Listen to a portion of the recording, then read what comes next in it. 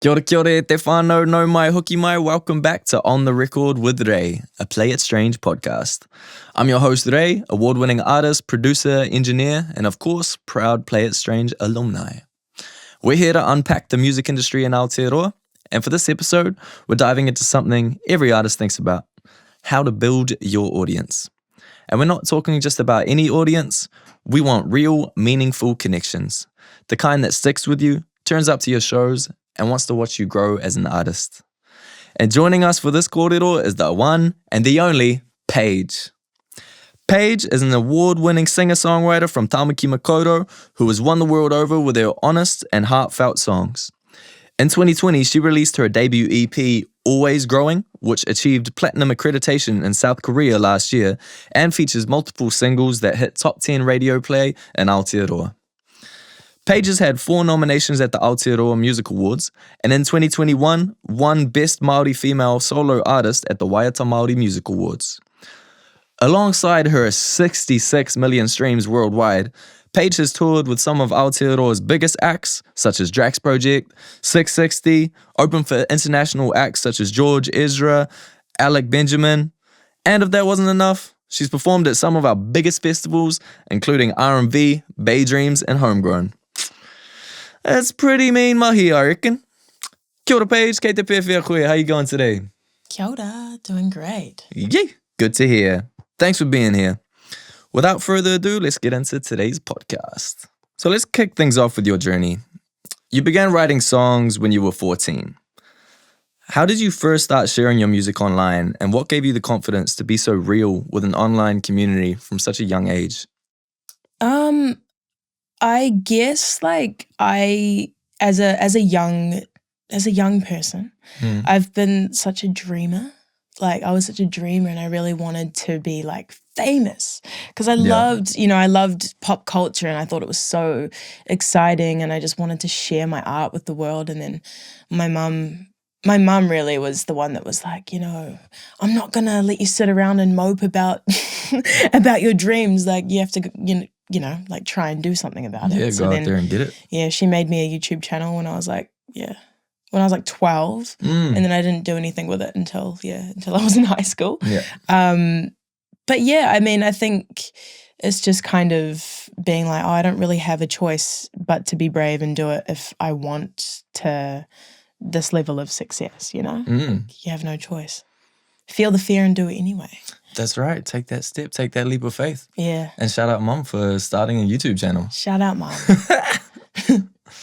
So yeah, you've built a really loyal following through being open and honest. And was that something that you set out to do from the start?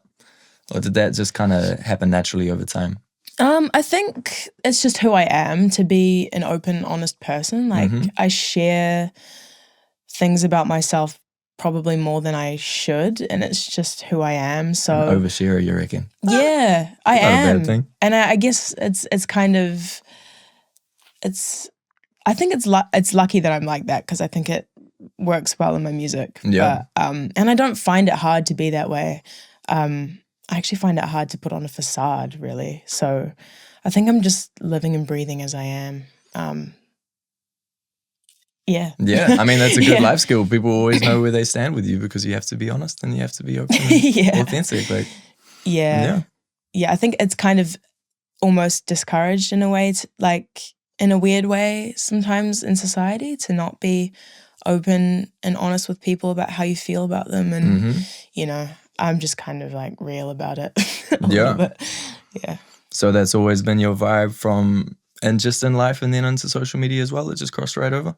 Yeah, well, I think my mum, again, gosh, talking about my mum a lot today. That's all right. My mum we love talking about our mums. Yeah, and I'm grateful that I have a great figure in my life, but she's really open and honest with me, and that's how I've been raised. So me and my sisters are all the same. So keep it 100. Yeah. Have you ever felt pressure to look, sound, or act a certain way on social media? And if not, how have you not succumbed to pressure, having started in this industry at such a young age? That's a good question. I didn't when I was doing social media before I got some form of success, I think. Like before I had a following. I was just kind of doing what I wanted and didn't really have standards for myself. And then I guess when TikTok came into the world, that was pretty interesting image-wise. I felt like a lot of pressure to look a certain way as like a young woman in the music industry. I think there's like a lot of standards in that area that sucks. But you just kind of have to go and give it a go and just push past all those expectations, I think. But I think in terms of like music and stuff and the content that I put out, I think there is definitely pressure there to kind of be interesting. And with my last project, I put out an album in 2023 and I tried so hard to be interesting. Like I tried really hard to look different and have like an edge and have a little darkness there in a way. Yeah. But I'm a pretty light person. Like I think I'm a pretty smiley, laughy like person. So I always see you smiling. yeah. Yeah. So I think being like that and feeding into that pressure a couple years ago was not good for me. And I've just kind of learned to live and breathe as I am, as I said. Was that like an external thing that you'd seen like, on social media, a lot of people kind of portraying that kind of vibe, and that's what made you want to do that? Or? Yeah, like I think it was trending at the time. Like Billie Eilish was really huge, and she was really edgy and dark, and then that became. I want to be edgy and moody like Billie. Yeah, well, I was like, this is the cool thing to do. Like everyone was dressing really dark tones, like reds and blacks and stuff, and I was like, oh yeah, maybe I should do that too. Yeah. And then it didn't work for me, and I was like, oh damn. I should just be myself. Yeah, then you should just go back to the happy, smiley, authentic phase. Yeah, yeah. But you got to, sometimes you got to try those things in order to figure that out, right? Yeah, I think you need to go through the motions, eh? Like, I've kind of felt pressure of having this really, like, clean or really, like, flash kind of social media presence and make it look like I'm, always doing all this cool stuff, or only posting photos that are like from photo shoots or like from gigs and stuff like that. Yeah. And I used to think that was like the way that my social media should look. And then a few years back, I kind of decided that I was just gonna be me as well. Like I just decided to like lean into that for my socials. And so that meant that I wasn't always just posting flash music stuff. Like it meant that I'd do a couple funny videos here and there, or I'd just be myself. And then, people started engaging with it more. That being said, like it wasn't like every post that I did that was like, that I thought was funny was gonna be like, other people got into it. But like, I guess, it just takes time to figure out. As you're more comfortable in yourself, you get more comfortable with who you're gonna be like online and with the social media, right? Yeah. That's a good way to put it, eh? Kind of like trying new things and then being like, nah, actually I'm solid in who I am. And And just, figuring out what you're comfortable with sharing online. Like you yourself, you said you're very comfortable sharing a lot of the deep stuff online, which is cool. But like if you're not comfortable doing that, then that's also fine. Yeah. So you've got over 130,000 followers now. How do you draw the line between what you share and what you keep private? What helps you protect your privacy and peace? Like, I think I'm still trying to figure that out. I don't really know. I think, obviously, the things, because I am an open person online, I know that the things I'm open about is more like how I feel about the world and how I see the world, rather than like my relationships or like my family life and stuff like that. I keep that pretty private. But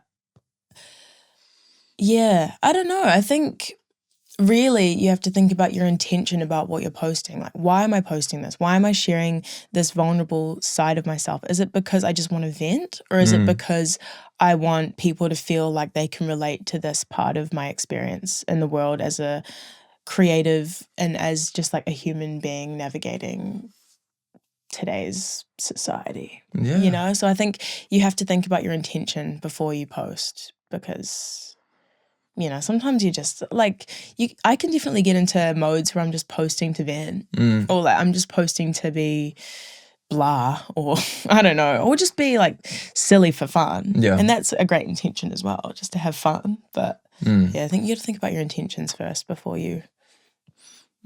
For sure. So you're saying, you're open and authentic and everything, but you still have some of those things that you keep to yourself and that you won't like air out online, right? Yeah, You still have those, private kind of sanctums of like your whānau and friends and stuff that you're not going to like air that stuff out online, yeah? Yeah, I honestly air a lot of stuff out online, but I'm not going to air out other people's things. That's good.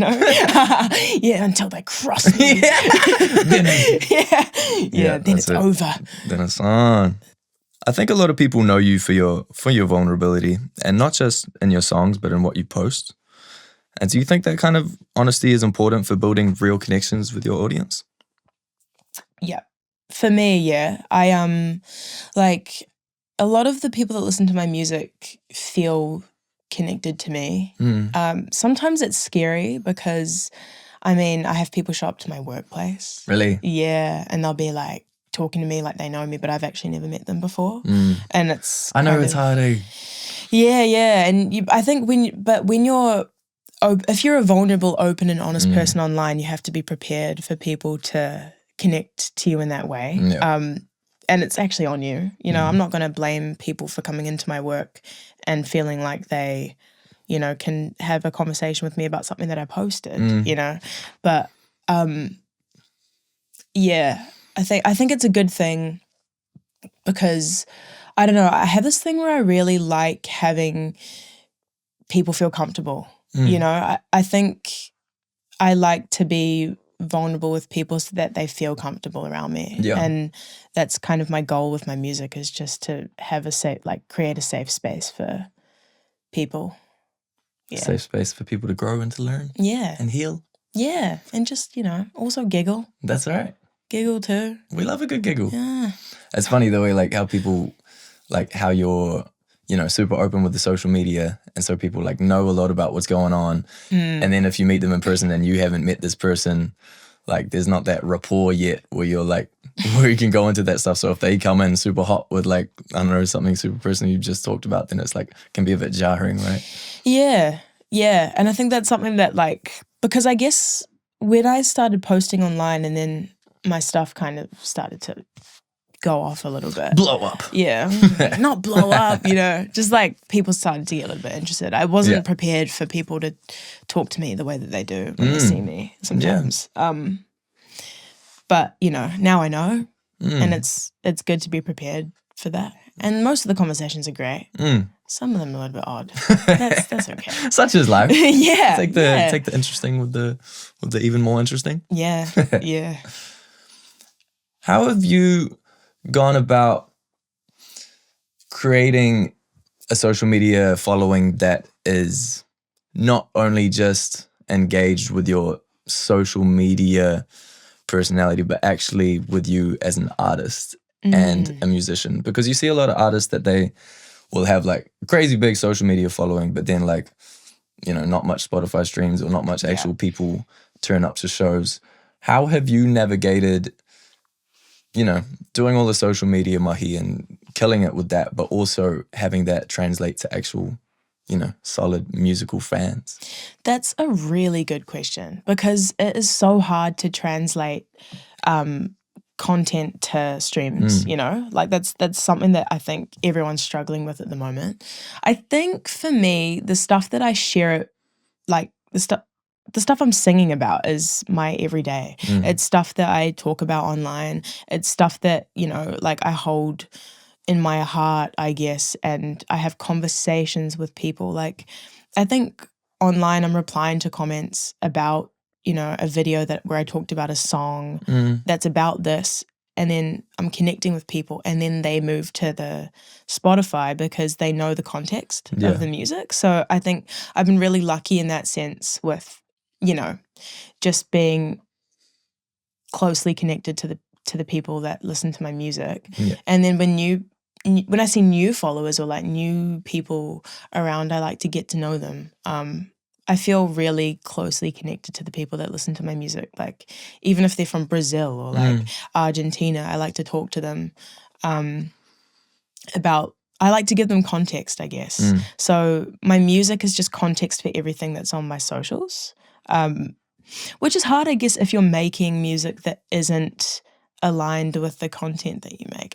But it's hard because sometimes you can make, that a piece of content will do really well, but then that doesn't relate to your music, and then you kind of want people to know who you are. So it's hard to find a balance between those two things. But for me, I guess like I've just been trying to map out, in my being, like, how do these things all connect with each other? And I think that that's something that people find really hard right now, because it's crazy. The only thing that's catching, like the biggest thing that's catching on social media right now is like political views and stuff about your beliefs in the world, and I think people go online and they start talking about all that starts to blow up, but then their music is not about like political issues. So it's kind of trying to find a balance between the two. Yeah. I've definitely struggled with that balance as well, myself, over the years, because one of you just want, part of me as an artist, you just want like that big instant follow, you get that little endorphin boost when you get a bunch of new followers or a bunch of likes and stuff, so part of you just wants to follow that and chase that. But at the end of the day, you want those followers to be engaged with your music first and foremost, right? So if you are just doing posts just for likes and that kind of stuff, like as long as it's got something to do with your music, if it's context for your music, or it's like it's related to a co-op of your song, make sure that's clear, I guess. And then and there's also ways to link it through, like if you are doing like a funny video, then like, or like a video that might seem unrelated, you could like, I don't know, just mix your song in the background or like something like that, like, that's what I do. If I'm talking on social media, like on TikTok, and it's unrelated, I just put my sound on it, and then I just turn it down, so that it's like, at least it's there. I don't know, it's hard though. I think like social media is changing every day, like and it's so hard to figure out what works, because even in the past 2 years, it has changed so much. Now it's like you have to have a 3-second hook that gets people like, hooked in by the first 3 seconds before they scroll to the next thing. And then you have to make it memorable so that they don't, because usually I guess the way socials work, it's like you're looking at a video and then you see the next one and you forget what you just watched. You have to like make it memorable somehow. I know. It's hard, man. It is tricky. Yeah. Usually I just like, if I'm singing, I will put my phone down. Like that'll be like, it'll be filming. And I'll put my phone down and that will be the start. And people, for some reason, they actually watch that. I've heard that as well, just because it looks like you're doing it yourself and it's engaging for people. Rather than just that. It's like, rather than just your guitar and you. Because then, you know how many people are singing online? It's like, it's easy to scroll past that because you're like, oh, it's just another person. I had a video go viral on TikTok last week, and it was cool. I think it was because I put the phone down. Because I don't know if you've seen, there's this Katy Perry thing trending right now. No, I haven't. It's like her singing that song "Thinking of You," and she's like, "You're like an Indian summer," and the way that she sings it is like Indian summer. It was. I have not seen that. It was from like back in 2008, and she's singing in a weird accent, and it was trending. So then I started my video because I was like, I'm going to sing it seriously. But I'm going to start it by putting the phone down, and while I put it down, I'm going to sing it as a joke. And then I'll start. And then it worked. Smart. But it's interesting, because it's like, if you watch that video of me, it doesn't look calculated, but I did that like 40 times. But that's the thing. It's like, you got to make it look like it's just something that you've just came up with just on the spot. And if it looks too like clean or too planned out, then people don't engage with it usually. I think you have to think about yourself as a consumer, and you think, what would I stop and watch? I think that's the best piece of advice. Because I'm not going to make something that I'm not going to watch, This is something that I've thought about as well, the whole thing with social media and plugging your music and everything is not like jumping on trends, but like doing something that's related to the pop culture moment at the time. Like obviously the Katy Perry thing was going off, so then you thought like, okay, how can I do this but make it my own and also showcase myself as an artist? And you figured out a way to do that and make it you, and it did really well. I didn't realize how hard like I didn't realize how good it was to jump on trends. But it's so hard because it's like, how I'm do you do it? I'm not saying to like, you know, the rangatai artists and emerging artists, you have to jump on trends to like get social media, but like it can be one of the good, you know, avenues for getting the clicks, right? Yeah, it's a good tool, but you don't have to one do of the it. tools in your toolkit. Yeah. Can you be my social media advisor, Paige? You'd be great at it. You'd be great. Thanks. I just find it fun. Yeah, good. I think that's the important thing, is to have fun with it. Yeah, it Don't sucks when overthink it doesn't work. Oh, Yeah. sorry. It sucks when it doesn't work because it's like, oh man, it can be such a slog, eh? Yeah. I mean, yeah, like even for you, it doesn't work. Not every post goes off well. And like, Hell nah. So have there been times then that you've shared something online and then regretted it?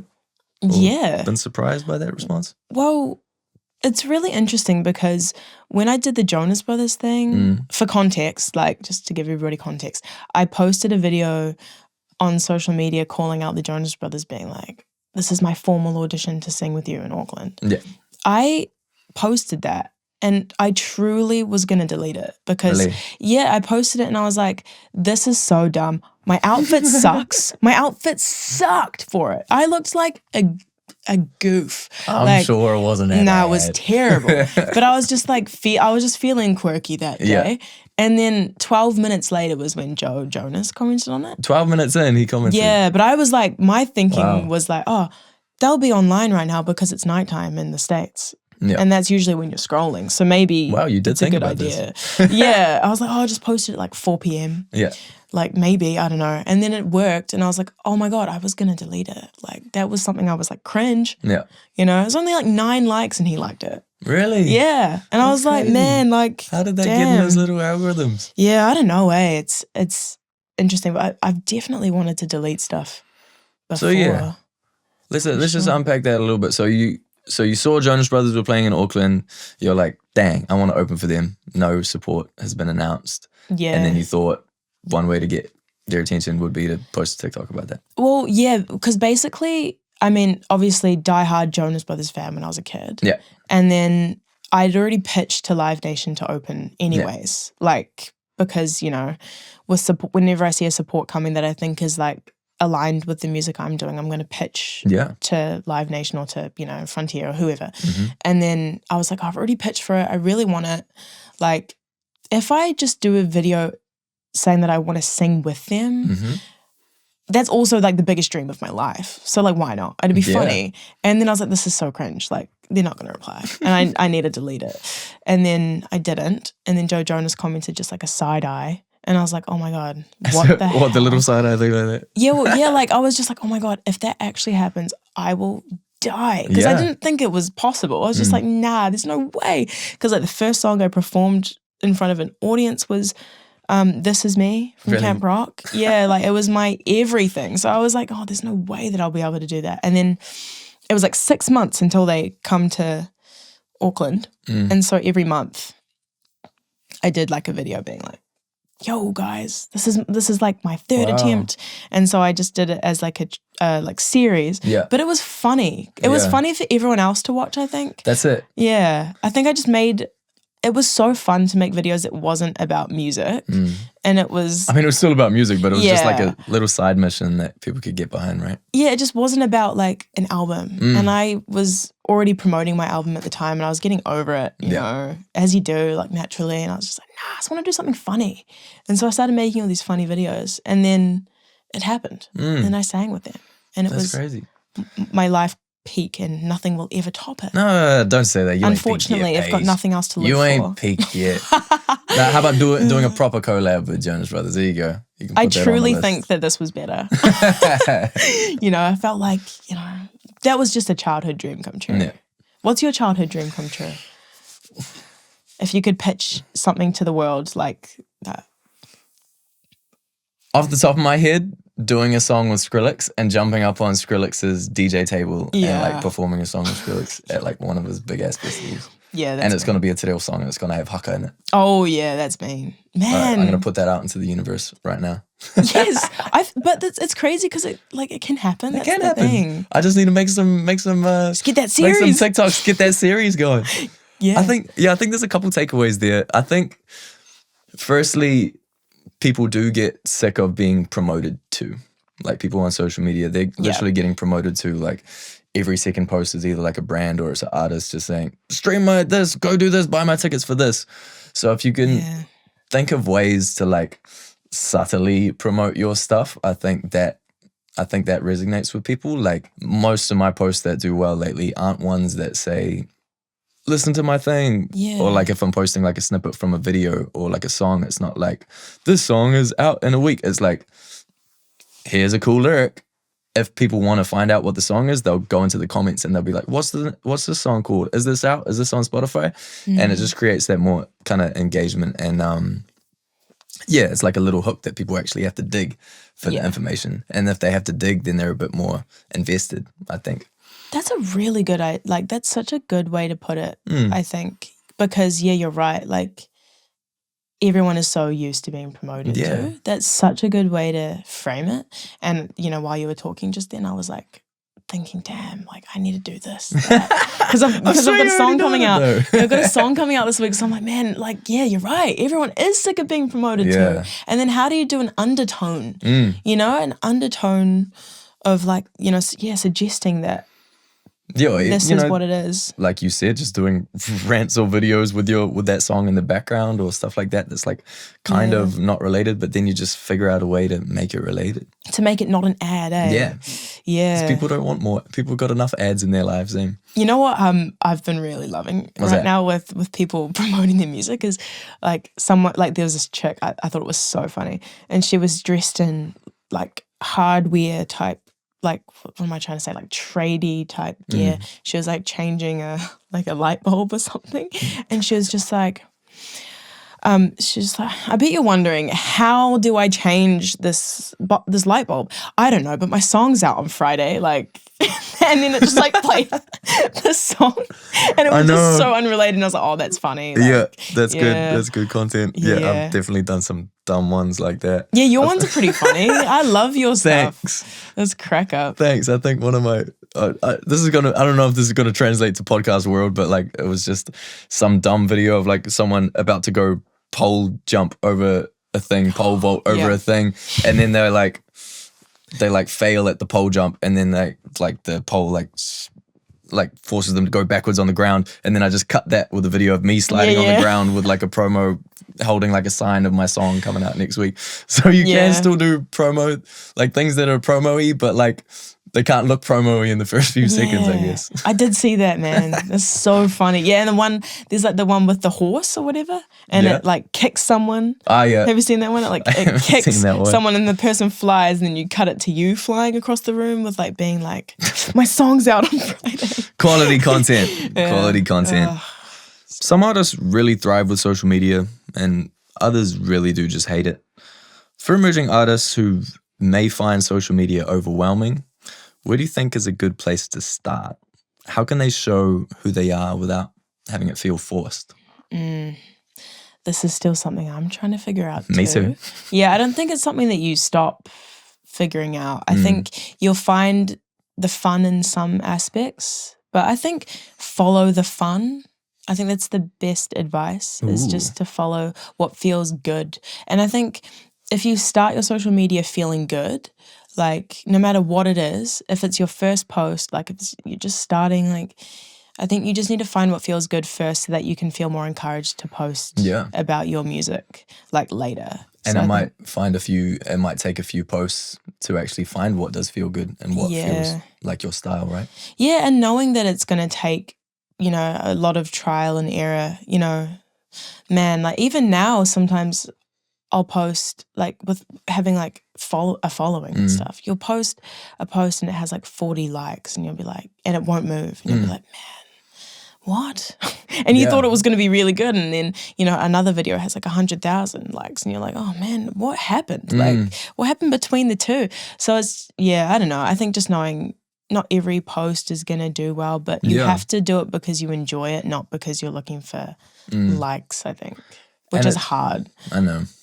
Because, as a promoting brain or as an artist brain of wanting to get your music out there, you want to be getting those like external gratifications, right? But at a certain point, you also have to separate yourself from what you're putting out and just acknowledge that the social media you like as authentic as you can make it, like it's still not who you are. So it's like there's still that step removed. So I guess in that case, it's not such a bummer if your post just gets a few likes or whatever. Yeah. And also I think it's good to not take it personally either because a lot of it is algorithm at the moment. So it's not actually what you're posting that's not performing well. It's the way the algorithm's working. But I think... All praise the mighty algorithm. I know, and that's what we're all doing. Yeah. But I think the best thing to do is to become a consumer. I think once you know what you like online and you see the success of other people's careers because of their content, like because of their TikToks, because of their Instagrams, because of whatever they're doing, it'll make you feel inspired to do it. Because, you know, you don't want to be posting and then, you know, you're not watching other videos and you're not actually enjoying the consumer side of it. I think you have to be inspired by other creators. Yeah, I think that's a really good point. That not everything you post on social media has to be like a completely original idea. You can literally see like a cool way of promoting your songs that you've seen like from an artist that you look up to, and you can just like take that idea and do it your own way, right? Yeah, because I mean, I love that. I love watching people's stuff and being like, oh, that's a good idea. Maybe I should do something like that.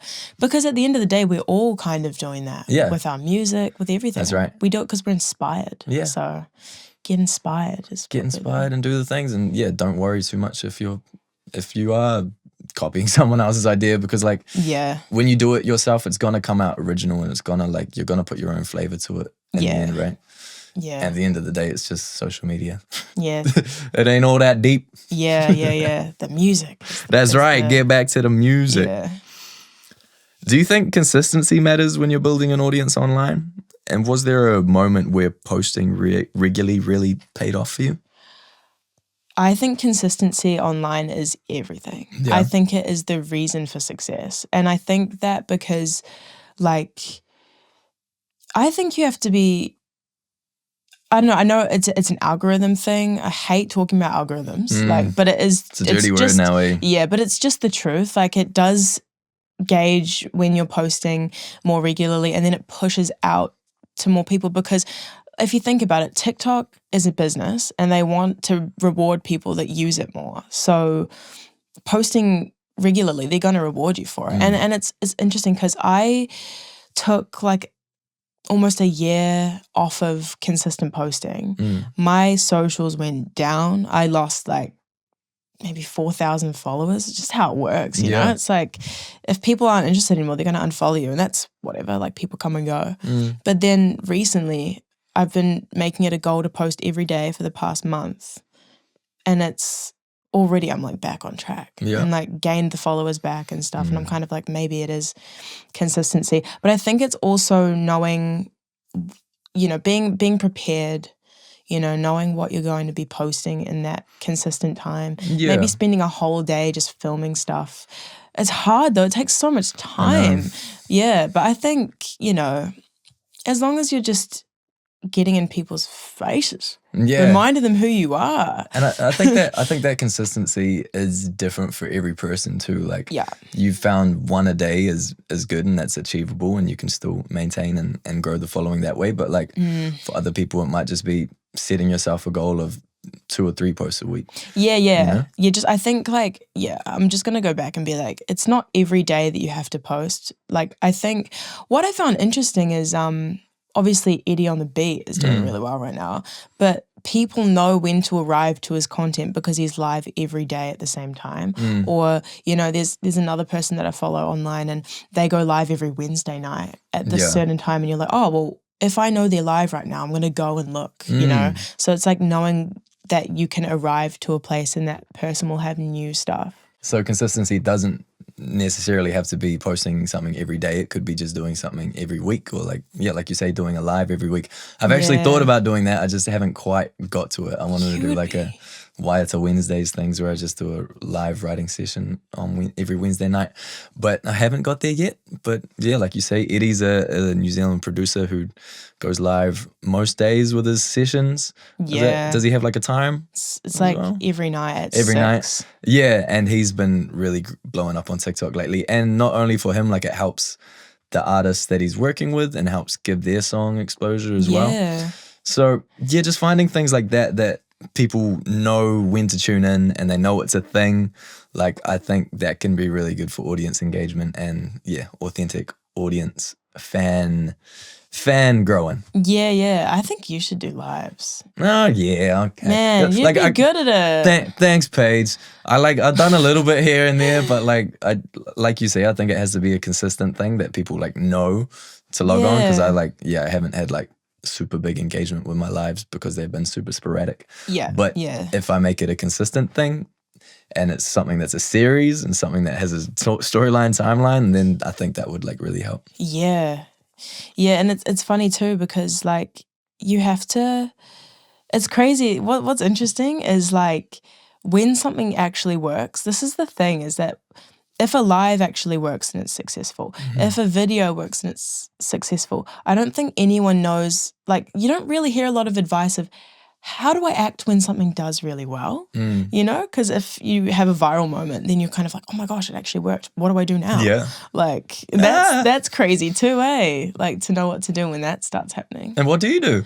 Oh my gosh, I still don't know. I think it's like striking while the iron's hot and being like, oh, this is working for me, so I better post again. Yeah. Like I better keep it up now, like, you know. Or like you said, like going back to the Jonas Brothers example, like you just kept following up videos related to that, right? Yeah, but then that was interesting too, because that did so well, I was like, oh man, people only know me because of the Jonas Brothers now. So how do I back off from that? Yeah. That was hard. Yeah. Kind of being like, oh man, the only things that are doing well on social media is my covers of Jonas Brothers songs and like my covers of Disney Channel songs. Yeah. And I was like, how do I like get away from that? How do I start again?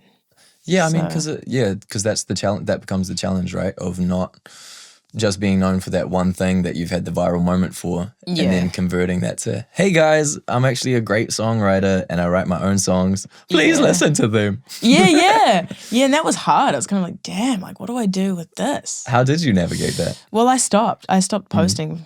Like I stopped consistently posting for like 6 months. Yeah. Really? Yeah, and I was was it like a burnout thing because of that, or? It was definitely burnout. I was feeling a little bit discouraged because I was like, man, I don't have music coming out this year either. So I can't really be like, I can't really jump on and be like, oh, I have a song coming out. Like, and then move it. That's what I wanted to do. Yeah. But I just couldn't release.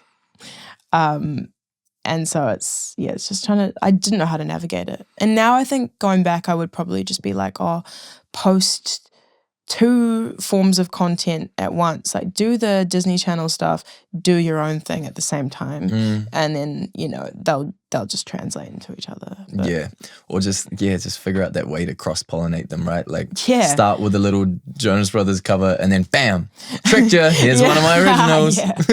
yeah. It's a good learning experience, eh? Yeah. We're all growing and learning and figuring it out as we go. Yeah. And like I think that's good to know for our emerging artists, because, and even myself, like we see artists like you who do kill it on socials, and then to hear that, like, you know, you're still learning, you're still figuring out as you go. I think that's encouraging for us all, is that there's no right way to do this and that we're all just figuring it out as we go. Yeah. Right? So aside from the Jonas Brothers thing, we also got another name drop here, Billie Eilish. She has discovered your music, and you've got to meet her through your social media game, right? Can you tell us about how all that came about? First of all, I just want to say I love the way that you went, Billie. Billie Eilish with the Billie. Yeah. That was random. And that was obviously the thing that, that might not be obvious for some people, obviously, but like I started posting covers online, and mostly my own stuff, actually, just like little snippets of songs that I made, and then Billie Eilish just found it Mm. on Instagram because I commented something really stupid on her post that I cannot talk about. I'm gonna go find this post. Yeah. This comment. Yeah. And then I guess she saw it, thought it was funny, and then found my music. Yeah. And then shared it to the world. Yeah. And this was at a time where TikTok wasn't around. It was still Musical.ly at the time. And having a famous person share your music was such a huge deal. Yeah. Now it's happening all the time because we're engaging more with each other online, like every kind of person. But it was just such a life-altering moment for me. And I thought my life was going to change. And it did change in ways. Like I got like 20,000 followers in one day after, Wow.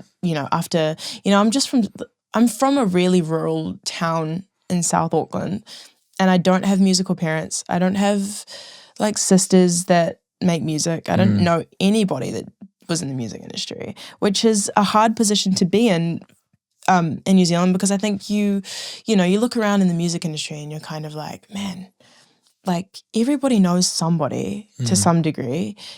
You know, some families have money to cater to their children, which is, that's so great. But for me, I didn't have that. So having that happen with the Billie Eilish thing, and then having all these managers reach out to me and labels, I was just so overwhelmed. And I was like, damn, like I don't actually know how to deal with this right now.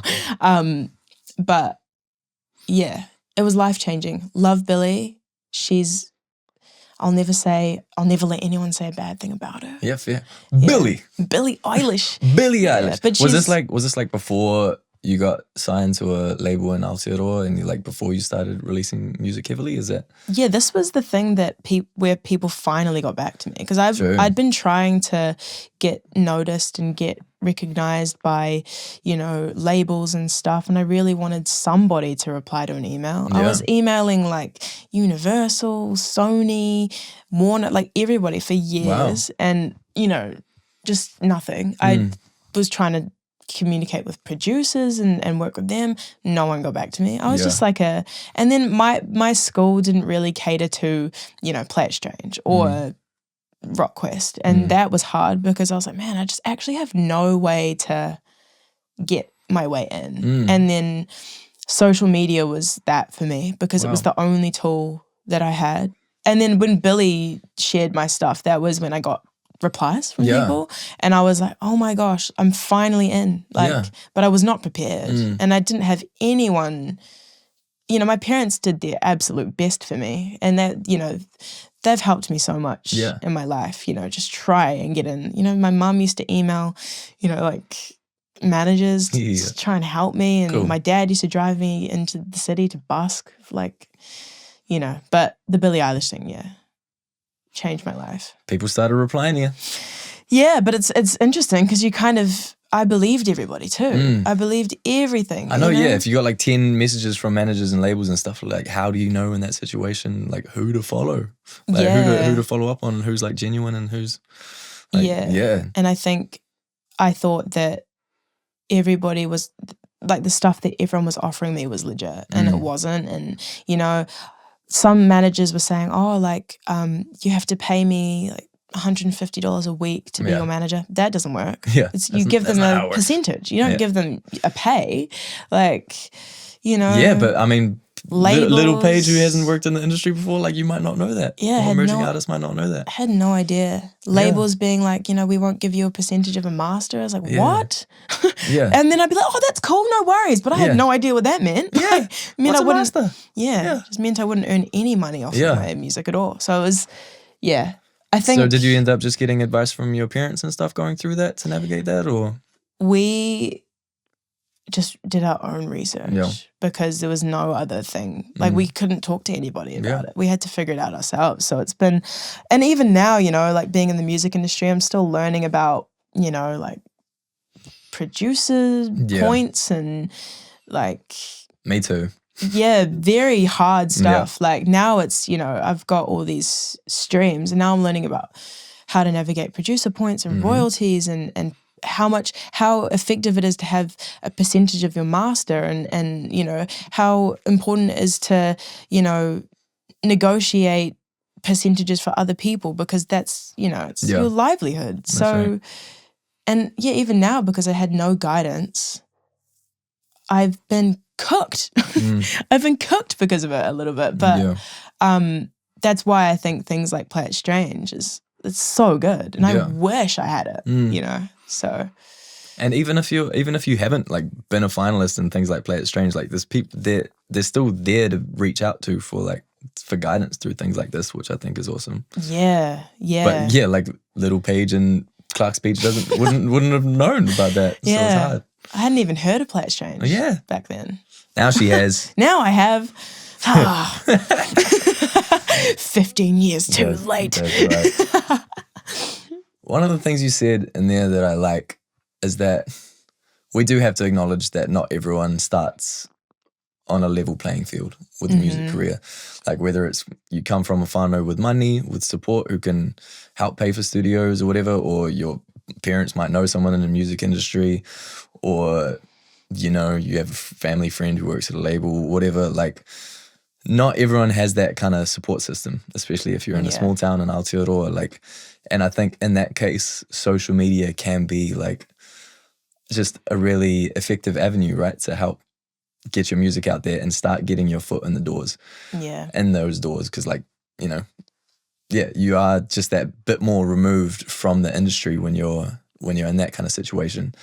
And then learning how to use social media to your advantage and learning how to just pump your music out and get it heard, you got to where you are today, which is pretty awesome. So kudos to you for that. Thanks. And I hope you don't get burnt out or cooked by anyone else, because you deserve to do great. And so do so many of our rangatahi artists. Yeah, hard out. I think it's cool that we've got so many resources as well too to watch stuff. Like I think we always talk about the importance of posting our music on social media, but I think to watch and learn about the business of like the music business, it's so important. And when I was 18, I didn't care. I was like, I want to be famous.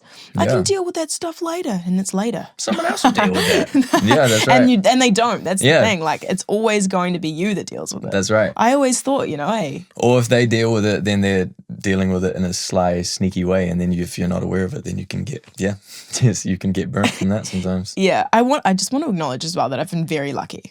In the music industry as well, and I have a great team. Like shout out the team. We love the team. I've got a really good relationship with my label. It's just like before you navigate that stuff, it can be hard. For sure. So what's one final tip you'd like to share with our rangatahi artists around Aotearoa, Paige, getting started in the industry? I think follow the fun. Follow the fun. That's a good one.